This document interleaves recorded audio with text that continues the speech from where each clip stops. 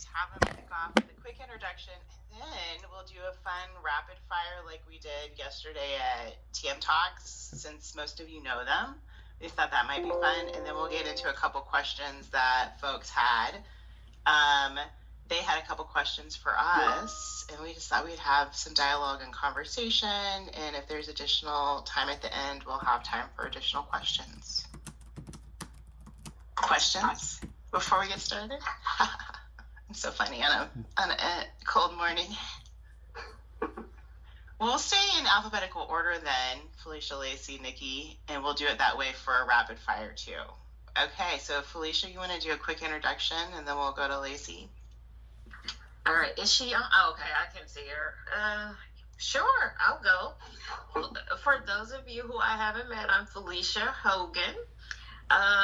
Let's see, when I'm not hanging out doing cool DEI stuff, I've spent the greater part of my career here at Commerce in our bank operations group. So it's my 30-something year here. And 28 of those years I spent in bank operations leadership. I always tell people when I started, I was just here to get paid because I was a broke college kid and I had to pay my way through school. I've got 2 sons, and they're like, what? You know, your mom couldn't afford to send you to college? And I was like, absolutely not. And so, there were so many great things going on here.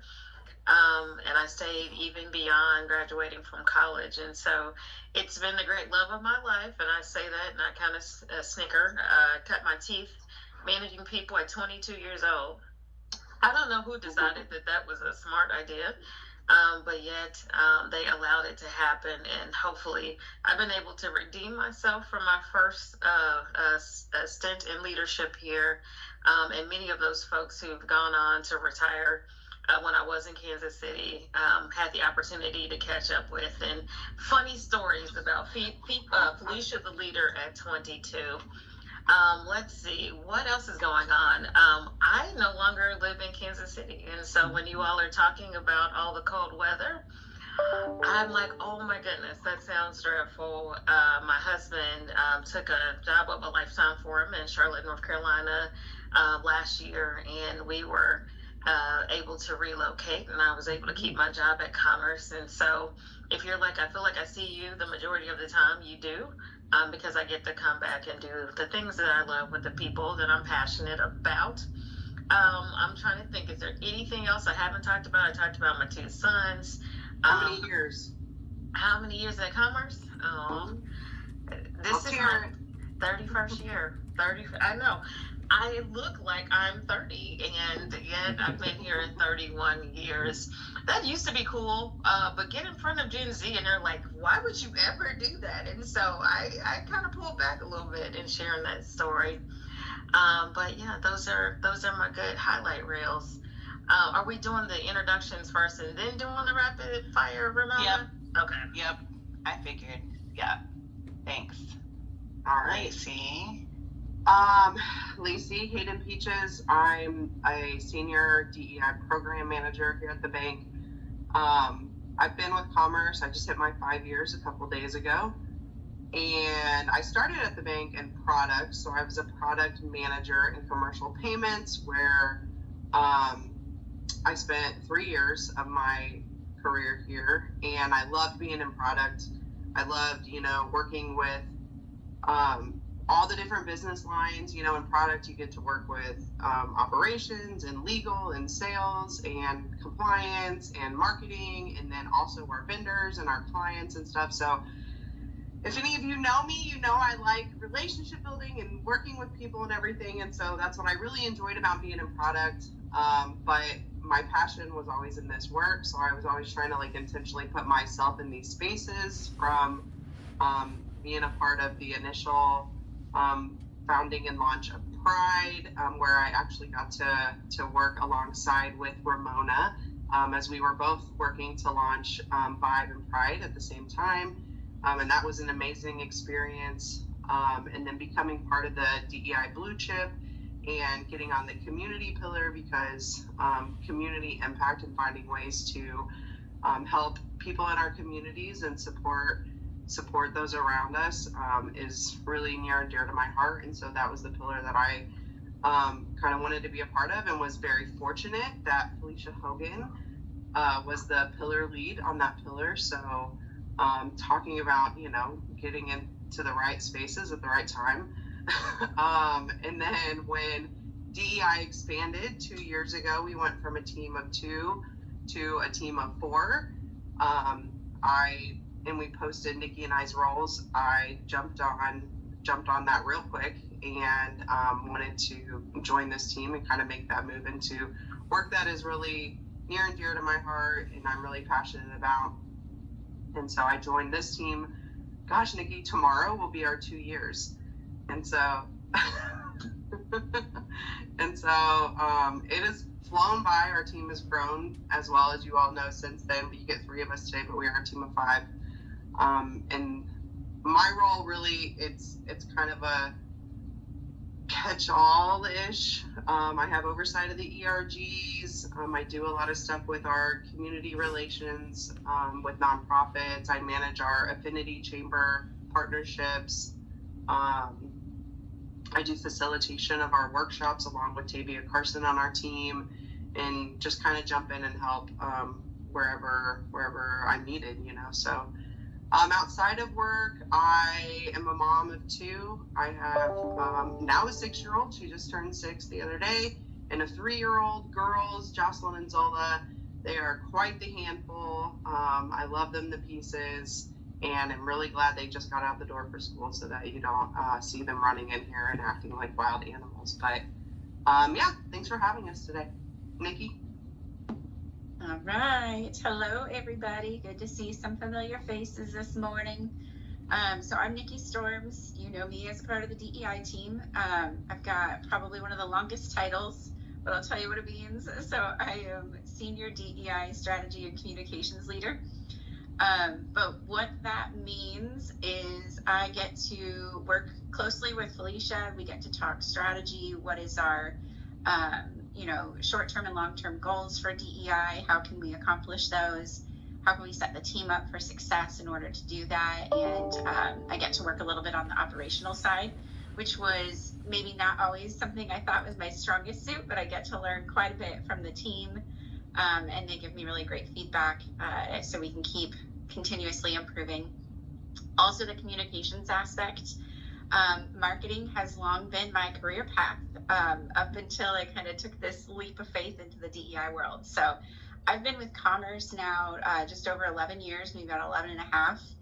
And all 10 of those initial years were over in marketing on the commercial banking side. So I started in merchant services, product marketing. I then became the manager for our marketing team over in commercial products blended with commercial banking back in like 2018. So there were 2 marketing teams that merged. At that time, we got to re-envision what marketing looked like in the commercial bank, and I became content strategist, the manager of the content strategy team. Then as we continued to evolve, I noticed there was an opportunity to help better support our sales team with marketing strategies. So became growth marketing manager for that organization. Like Lacey, along the way, I've had other DEI projects that were passion projects for me intermingled into my career journey. I got to be a part of the original committee that launched RISE in Kansas City, which was really cool. We didn't know what we were doing at all. We had a lot of really great, passionate women, though, who wanted to get it done and figured it out, along with the DEI manager at the time. So that was a really fun, exciting journey back in like 2015, 2016. Also along the way, I got to be a part of the original board of directors for E2E. Got to work with Miss Felicia Hogan herself as the assistant secretary under her secretarial role. But, along some years later, DEI continued to be a passion of mine, and I saw the opportunity for an expanded role that got to blend that personal passion of mine and all of my marketing experience. So rose my hand, went through the interview process, and here I am today getting to talk to you about what we all do. So the communications part is still near and dear to my heart. You may see articles internally, externally, social posts, public speaking. If you see that and it has something to do with the DEI aspect of our culture, I'd probably have my hand in it at some point or another. So outside of work, I am also a mom, 3 kids. I've got a 14-year-old daughter, Jillian. I've got an almost 13-year-old daughter, Emma, 7-year-old son, Xander. My husband, Zach, works for KCPD. He is a gang intelligence detective, so he's pretty busy too. But other than work, you may see me probably watching some kind of sport that any of my 3 kids are playing. That kind of sums up my free time. Free time, right? Yeah. And Ramona, I think this speaks to and this isn't why you invited us, but here's what we do as India. We get to go rogue. If you all are ever looking for as you were talking to people about joining the organization or just moving around the organization, we are the true talent mobility stories. Everyone started somewhere else, and we built relationships, and we were able to go pursue some things that we're passionate about. And so if you're talking to people, it's like, will I be able to grow my career? Absolutely. Can I go do something else? Absolutely. And so hopefully, this inspires you all as you get to talk to our best and brightest talent within this organization that, you don't have to do any one thing for an extended period of time. And so we want to share some appreciation for you all, because you have one of the hardest jobs in finding unicorns, catching the unicorn everywhere. And the people that we get to interact with in our ERGs tells us that you all are doing a great job of bringing some talent into the organization. Ramona did not pay me to say any of this, but we're just really appreciative of what you do, because you have a very tough job. Oh, thanks. We appreciate that too. Okay, so really quickly, we're going to do fast rapid fire. So Felicia, Lacey, Nikki, in alphabetical order, they're going to answer these, and then we're going to get into some questions. So are you a morning or night person? I'm going morning. Night. Okay. And are you a TV watcher or do you read? I just want you all to know that Audible counts as reading. So I'm team read. Same, reading. Oh, TV. Okay, so then from a beverage standpoint, a non-alcoholic beverage standpoint, water, tea, soda, or something else? Ooh. I gotta go coffee. Pistachio latte from Starbucks. So my jam right now. Sounds so good. Pistachio is good. I had them add vanilla, and that brings it to another level. Oh. I'm coffee as well. I'm a huge coffee snob. I'm tea. I'm formerly coffee, but my anxiety cannot take caffeine, so I've switched to tea, and it's delicious. Nice. Okay, and then last question. What's your special or hidden talent? My family does not agree, but I think I could go be a comedian. I think I'm the funniest person I have ever met. I'm sticking to it. I go boldly. I could be a comedian. Now you know where your youngest son gets it. Felicia is pretty funny. I don't know how often y'all get to She's rather entertaining, which is definitely needed in this space. Gosh, my special or hidden talent. I think it's probably special, maybe my ability to connect with people, and just, I don't know, build relationship. It's one of my favorite things, and it's genuine. It's always from like a good place. So that's inside and outside. Like if we go anywhere, like my wife is always saying, I can't take you anywhere because we're at the grocery store and I know someone, or we're at a ballpark and I know someone, or we're at the library and I know someone. So, and that was prior to Commerce, where I ended up meeting lots more. So I don't know. That's just something that has always been with me. We call them Friends of Lacey. Yeah. We can't go anywhere without encountering a friend of Lacey. And we need that because a lot of us are like extroverted introverts. So it's always like, oh, let's send Lacey. Or she'll pull us in if we need to. Mm-hmm.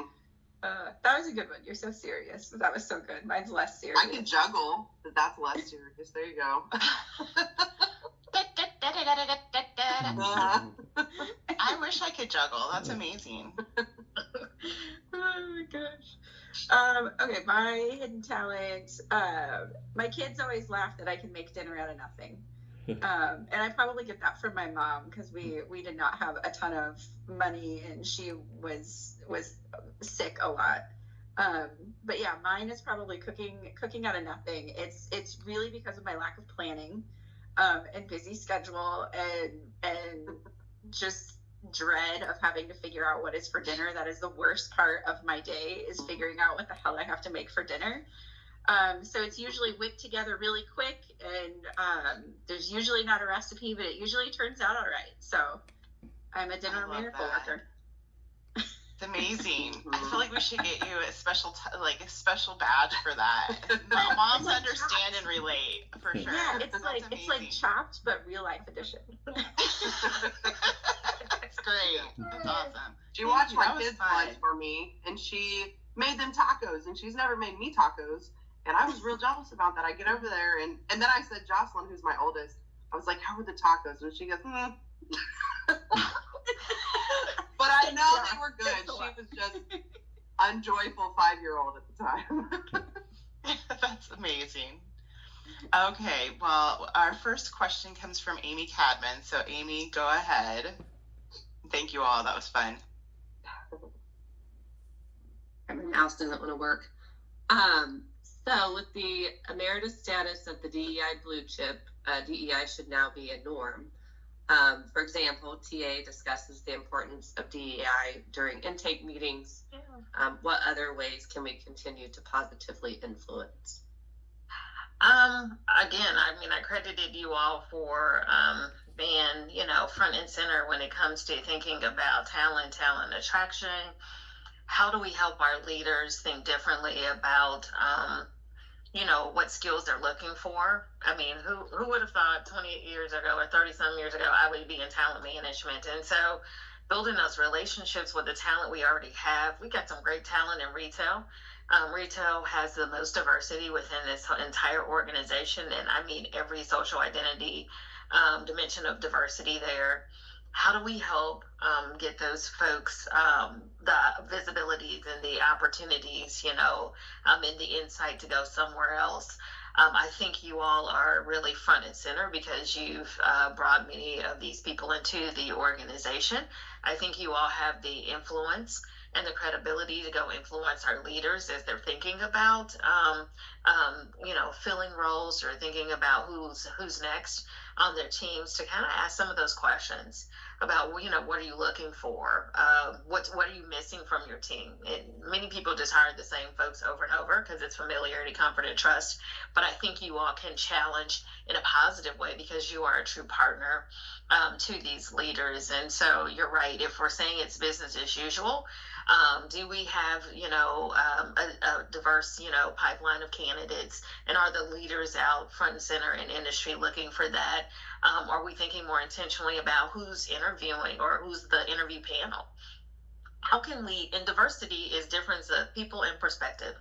And it's, and it's not just those more apparent dimensions of diversity, it's people in perspective. Get some different folks involved in those panels or encourage them to do that. That way, as they're discussing the candidate, you get some real feedback and not just some biased feedback. And so those are like a couple of tangible things that I can think of that you all can do from your centers of influence. And if there's anything we can be doing to sort of help our leaders when it comes to thinking about cultural competency, we're super open to that as well. But just your shadows, asking the right questions, finding, the candidates and sort of challenging status quo. is very invaluable. But that's how we're going to make this long-term and sustainable. And I always open it up for my team to chime in, if there's anything else that they would like to add to a response. I would just really kind of lean into that, diversifying the pipeline too.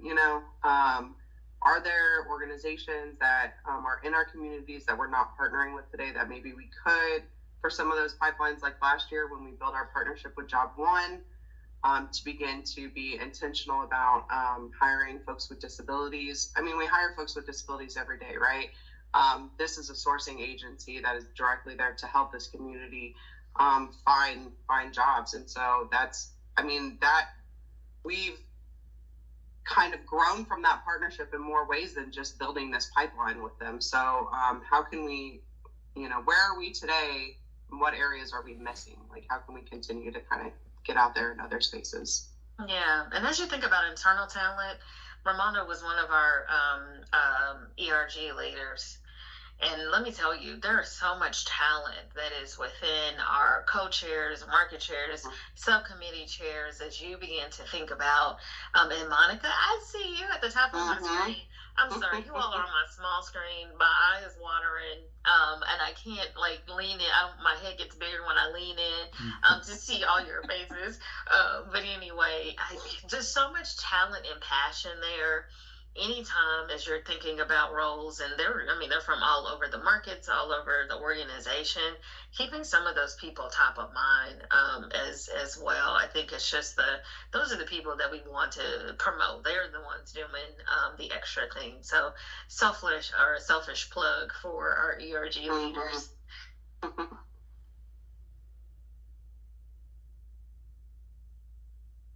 No, thanks for that. Absolutely. I was having issues with my mute on off. Sorry, guys. I think Kristen had the next question. Hey, y'all. Happy to have you with us. My question stems from the Inclusion Summit that we all attended together in the fall. Michael Moore, the last presenter, talked about changing DEI to DEIA, and the A was for accessibility. And so I was just wondering if we have a plan to add the A to our DEI, and was just kind of wondering what types of accessibilities we have created or ones that we are considering in the future. Yeah, the Inclusion Summit was amazing. It was really great. It was. Yeah, one of the best conferences I think I've ever been to. The A is, to answer it very specifically, no, we are not adding the A right now. But it's not that it's out of the question, and it's not that we're not talking about it.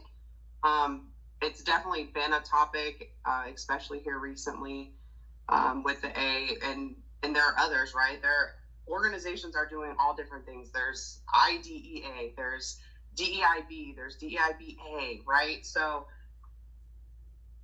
we have to look at this, one, from our strategy. Are we meeting each of these pieces of the letters? Are we delivering on them? And then where's the industry going, and where do we want to be? So there are lots of conversations about it. A is in it, A is not right now, but it is something that we're talking about. When we think about accessibility and the features and the intentional focus that we've been putting on it, Kristen, you've been a part of our partnership with Job One. We had Job One come in and do a on-site visit of bank operations and walk around and give us feedback on accessibility within that space, both within actually doing the job through our tools that we're using to do the job, and as well as our physical spaces. So we're working with partners like Job One and Center for Disability Inclusion to give us kind of that consulting. I know as we're working on the new blue chip around the physical spaces. I'm not sure I don't remember the name of that specific blue chip, but I know that they are partnering with to ensure that we're keeping accessibility of our workspaces in mind as well. We've had conversations directly with the leaders of that blue chip to talk about the things that we're hearing about some of the challenges that our team members have brought up about navigating our spaces physically, whether it's like within Clayton or within Kansas City. We also are working on Enable is actually our new ERG is working on an accessibility guide, both for virtual and in-person meetings. And so what we will ask once those are completed is that this is distributed. Well, we're going to distribute it to everybody. We're going to add it to the DI resource guide.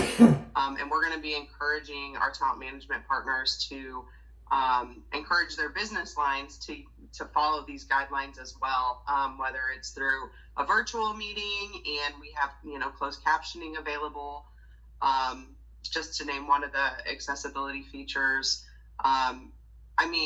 Even in Microsoft, or you create an Outlook email and there's a button now to check for accessibility, so how do we continue to raise awareness around that? And then how do we create accessible opportunities and accessible conferences and things when we're all meeting together? How do we ensure that we're thinking about accessibility for our participants in that? The digital banking team has, under Derek Brooks, this has been a huge emphasis in the work that they're doing. And so in IT, when you're building like a software, there are multiple levels of accessibility. And we are actively working to get to the next level, which is like our goal level of where we want to be. And I think if some of you were if you were able to make it to the DI town hall last, we had them come in and kind of demonstrate some of the work that they're doing. So they do checks on our commercebank.com for how folks with different diagnoses are experiencing our digital platforms. They're also working with a new vendor that will run our code to make sure that, we're not missing anything, or to check and kind of give some updates there. They're doing a number of things. They've done a lot of additional training for IT as they're developing our software and products, all with like a focus on accessibility. So accessibility expands so much. It's such a large, topic, and like there are so many things that we could be doing better. And I think like as you're thinking about things specifically in your spaces and how you could make impact with it, are the tools you're using accessible? If we're thinking about maybe career pages, or if we're inviting folks to a virtual meeting, interview, or if we're interviewing in person, I'm not sure how often we do that right now, but are we creating accessible opportunities for those individuals as well? So something to kind of always keep in mind. Yeah. The last thing I'll say on that one is that we, as a part of the Bank Ops pilot, thinking more intentionally about, an employee's experience when they apply, thinking about, them interviewing with a leader. One of the things that we work with CDI on is some training. And so that was great for that group. And we got a lot of leaders through the training, but how can we be more intentional in pulling, disability training into the workplace? And so this year we're going to launch our first, we're facilitating a disability in a workplace session. So many people will tell you, when it comes to disability, if I haven't had a personal experience, I'm uncomfortable. I don't know what to say. And I remember being a leader, and I was interviewing someone who was hearing impaired, and they had someone there who was translating. And I was spending more time talking to the person who was translating than I was the candidate. And I felt terrible. And I was like, I never want that experience to happen to someone else. It wasn't good for the candidate. They ended up with a job. But at the same time, I think there's just some tangible things that we can do to support our leaders, to normalize it and help people feel more comfortable. And so it's a part of what Lacey's been talking about. It's not one thing. It's a bunch of different things that, you have to be intentional about to make it a more inclusive workplace. And I know we're running short on time, Ramona. You invited the talkers. We needed a whole hour. Well, I was just on that topic. I just made my first slide as a culture champ for TM Talks earlier this week.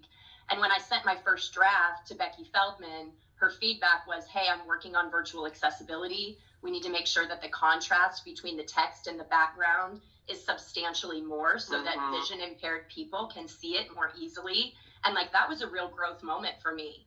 And so, and I've been a part of the CDI team and the Job One, rollout. And so anyway, I feel like I'm constantly learning about what accessibility means and what control I have over it in general. So Well, Love that's that. I awesome. love it. big ups to Becky Feldman.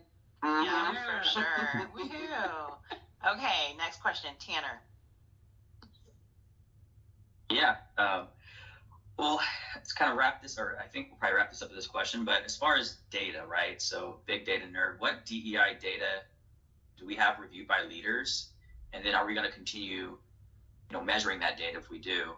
And then also, I would love to hear about some of the success stories that you guys have had too. Maybe some of the more proud moments. I love the humble bragging. So, would love to hear just about the past and even things that you're looking forward to. Yeah, I'll kick it off talking about data.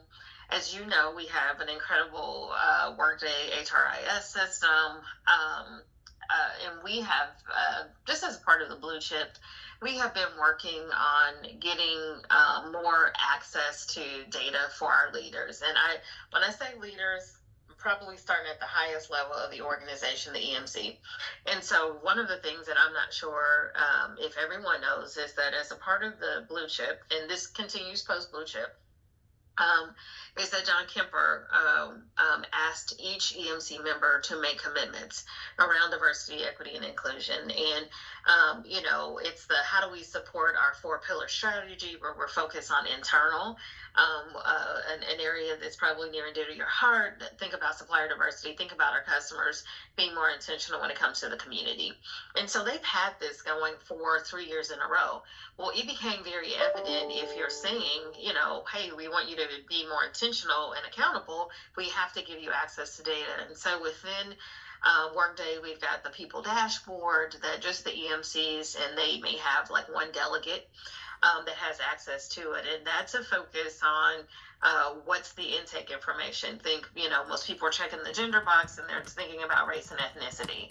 And you may say, well, there's other dimensions. You just talked about it. Absolutely. But those are self-identified, and we just don't have critical mass right now with that data. And so the people dashboard, Tanner in particular, it measures at the different job levels. So think, individual contributors, think supervisors, mid-level leaders, and thinking about the executive level roles. And so those are typically like direct reports of EMC, et cetera. And so if you go out to our ESG report, you will see where we have, sort of reported out how we're doing when it comes to women and people of color. And that's something that we look at, and there's no quotas within this organization. So if somebody said, Felicia Hogan told me I needed to get my women up by 3 women, that is not true. But we do look at the data, and we look at it over time. One month doesn't set a trend. 6 months barely sets a trend. We look at it like over the last 3 years, and we're looking to see where there's opportunities, where there's pull through, things of that nature. And so they have access to their people data. They have access to their employee survey data. They have access to their retention data as well, because no one measure tells a story. I always say this: you can get people in the door, but what are you going to do to retain them? So you can't just say, I want to be more intentional in, hiring and onboarding. You got to think about the experience. So we challenge them to measure things like sense of belonging. We challenge, did everybody go into a classroom? Did y'all see that? Yeah. Ramona did that. Don't get fancy on me. I was like, whoa, we're all sitting next to each other. I'm like, we're all learning right now, so I thought it was, I love you all. Okay. But back to sense of belonging, the DEI index, which is like 11 questions that talks about not only sense of belonging, do you feel like you have a voice? Do you feel like you have access to, learning? Do you feel like your leader is a person who supports our diversity, equity, and inclusion? So all of that stuff is already on the employee survey. Now we give it to them, and they can truly see the employee's experience, but at that demographic level, so that they can see where they have areas of opportunity for improvement and where they're doing well. Some of them have even broken it down to their individual leader levels. just to kind of go in and look at team experience as well. Retail is really, they love their data. If you work with retail, you already know this to be true. But then it's and what are you committing to do to improve the experience? And so some of those development programs that you've been hearing about that's happening at the different lines of business, that is a part of this setting the EMC commitments. Well, I don't remember the last half of that question, Tanner. Was it be humble and brag about Success stuff? stories. Okay. Oh, you don't have to be humble at all, Felicia. I'm just, I know some people get a little worried about bragging about themselves, and no, I want to hear the successes. I know we all see the tough side of it, right, in HR and the journey, but I'd love to hear some of the success stories too. Well, our some of the highlight reels, things that we're extremely proud of, is that last year we qualified for the Centers for Disability Inclusion's Leadership and Disability Inclusion Seal. That wasn't an easy feat, and it took a village of people to help us to be more intentional in our efforts. We got to panel with our peers in industry, and not just in Kansas City.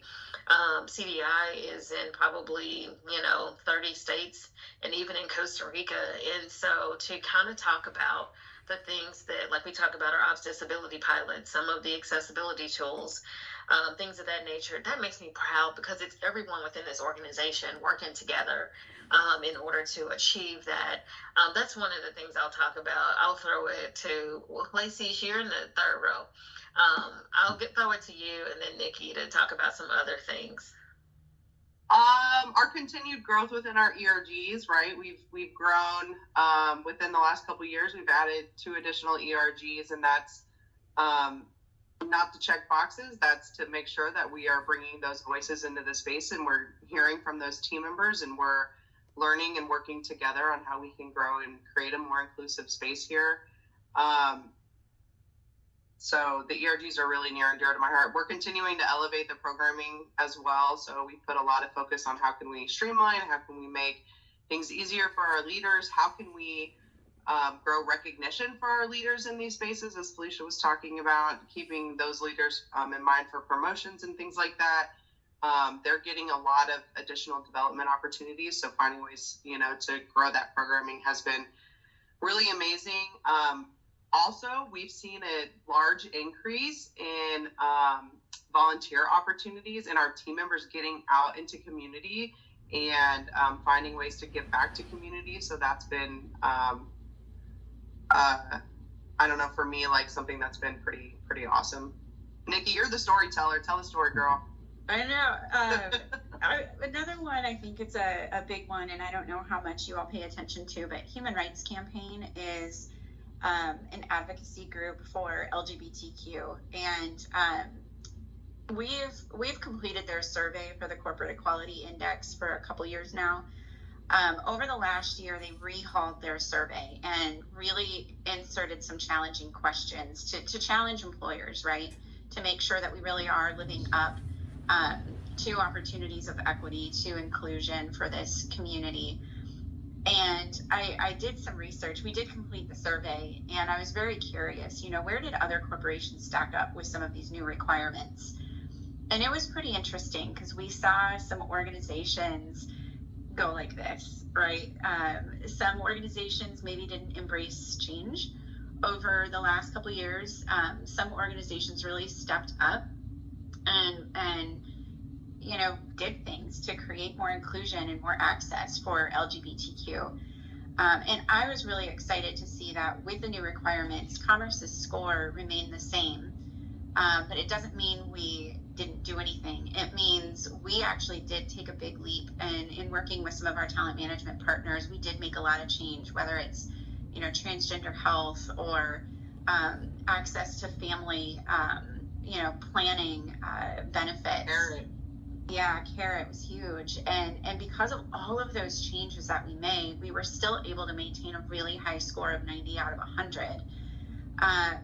But it was great to see that we took that leap. We put our investments in there to support our employees, our team members, and to also be an employer of choice.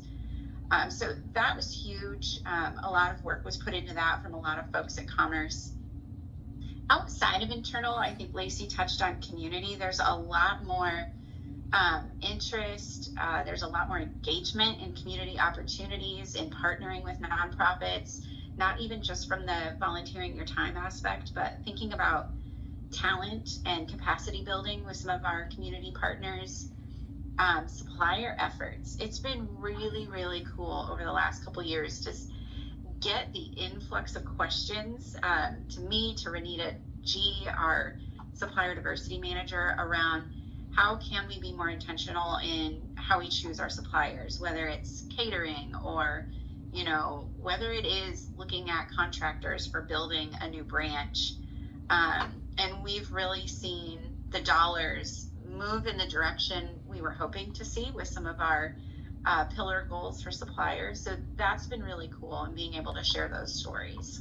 Yeah, and the last thing I'll add to that is we talked about customers. Well, we're winning business. In case you all don't know, when it comes to RFPs, when it comes to pitching to new or existing customers, we've been invited to be a part of the group that goes and presents. When we think about, you know, our commercial payments groups, commercial, we are just as integral because people don't want to just say, you know, how are you going to handle my money or my processing? They also want to know who we are and how we are being more intentional in our efforts. And we've participated in some of those conversations and won business. So who would have thought DEI would be out there selling? But hopefully when we think about the long-term sustainability, this isn't just who we bring into the organization, but it's how we position ourselves to impact the community and our customers. And so I know we're at time, Ramona. I think, you know, thank you, Tina, for allowing us to end on a high note. We're always available. You know, if there's something we didn't get to and you really want to discuss that, ping us and we can continue the conversation. Well, we also sell DEI as a big part of why people should join. We just don't say it on our website. We talk about all the things we actually do and how people can get involved and what we do in the community. And I think it's a huge, people and candidates, they want to know that. And if we don't tell them, they ask that. So it's really important. So thanks for all the hard work you do, and thanks for joining us today. We really appreciate it. One team. And thank you. Thank you. Thank Have a you good all. one. Thank you. Bye. Bye. Thanks, guys.